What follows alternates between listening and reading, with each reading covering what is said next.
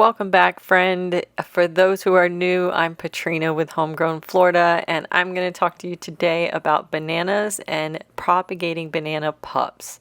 So this is my banana plant. I call them a tree, so just bear with me. They're not technically a tree.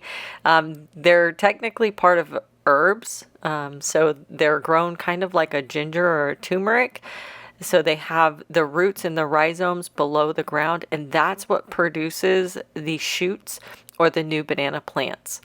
I've been doing an experiment for some time now to grow a banana in a pot as a way to see if I can get it to fruit in a container so that folks who live in colder climates can possibly try to grow these guys. I have not had luck.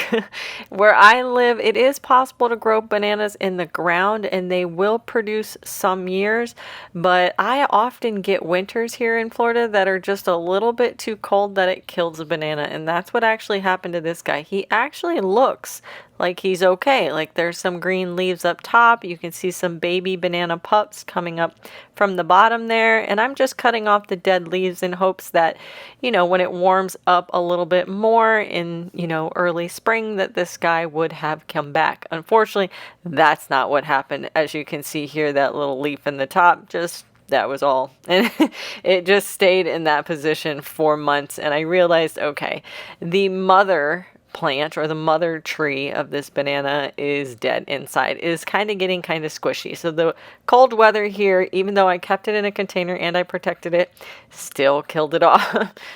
But not all hope is lost. The good news here is that those little baby pups that were popping up have now grown, and they've grown quite a bit, and I can take those and I can make new banana plants from them. And I can go on with my experiment in hopes that maybe I can protect them a little bit better in the future. I'm also have put some of these in the ground to see if they fare a little bit better, even though my winters tend to be a little bit colder. This is very odd for me. Living in Florida, most would think that we can all grow bananas, but there are microclimates in Florida, in certain areas of Florida. I'm in central Florida, that we just sometimes get too cold of winters. For example, I get down sometimes from 26 to 23 degrees in the winters for a couple days, and that's pretty much enough to take out these bananas.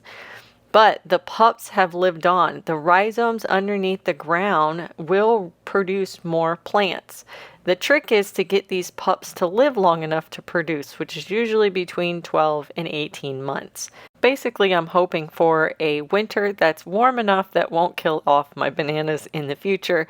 And so I'm going to take these pups and I'm going to cut them away from the rhizome of that mother plant.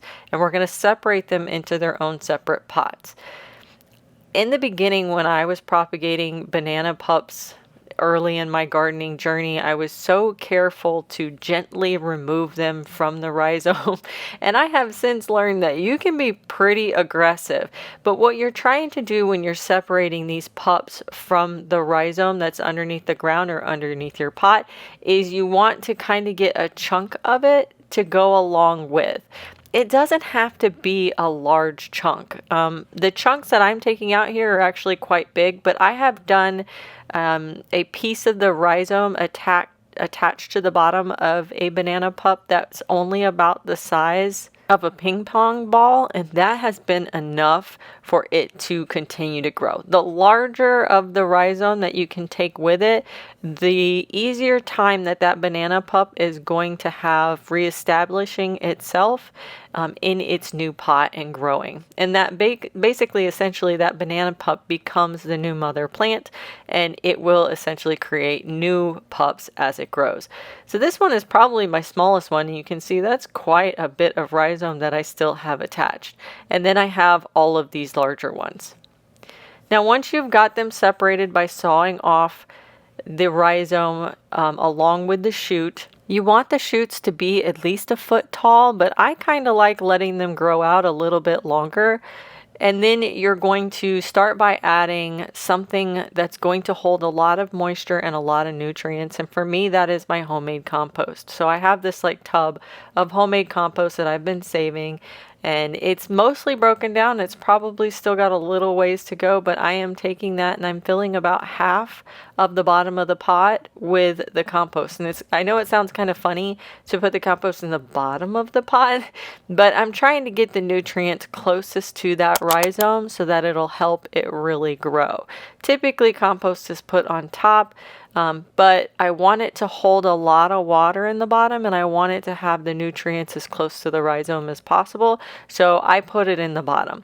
Now, when you go to feed your banana plants later on in the season, then you're going to want to start putting that compost on the top. But this kind of gives them a nice little start, and it holds a lot of water in.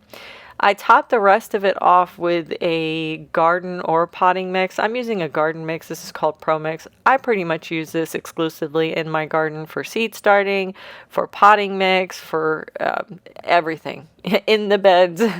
It is my number one go-to soil to use. The reason why is because it actually holds on to a lot of water, and where I live here in Florida, it gets very, very hot and the water evaporates, especially in containers. So using Pro Mix, which is basically like a peat moss based mix, holds the water even more. And the garden mix that they have, the garden soil that they have versus the potting soil, does holding water very, very effectively, almost too well sometimes. But for bananas, that's great because it's almost like you can't overwater a banana. So having a soil that doesn't have a lot of drainage is actually kind of a positive when it comes to bananas, and that's what this Pro Mix does. Now, it probably would have been a great idea for me to have moistened the mix first. Now, that is, gardening 101, and I did not do that because I was kind of being a little bit lazy, if I'm being completely truthful and honest here.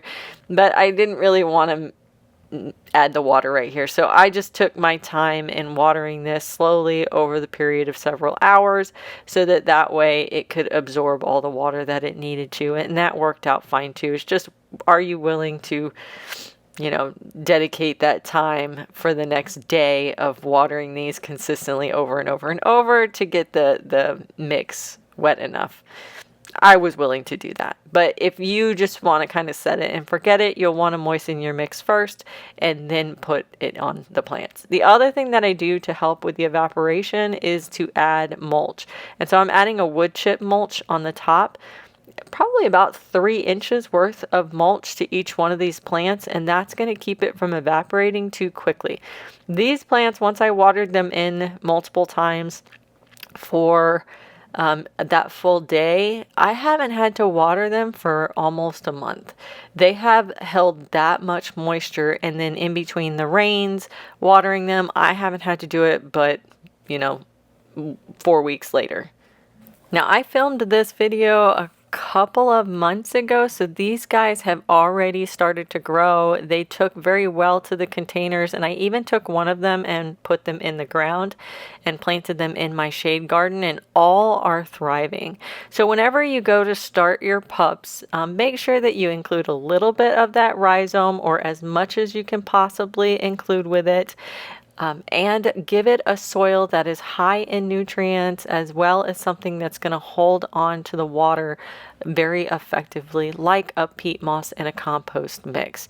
You almost don't even need to include things like vermiculite or perlite because bananas just love to be watered. Thanks so much for hanging out with me today as we got these little guys all potted up and in their little homes for the near future. If you want to learn more about growing bananas in containers, make sure to subscribe and hit the notification bell. As soon as I can get one of these to fruit, I am going to do a whole video just on that, and you don't want to miss it. Happy gardening, guys!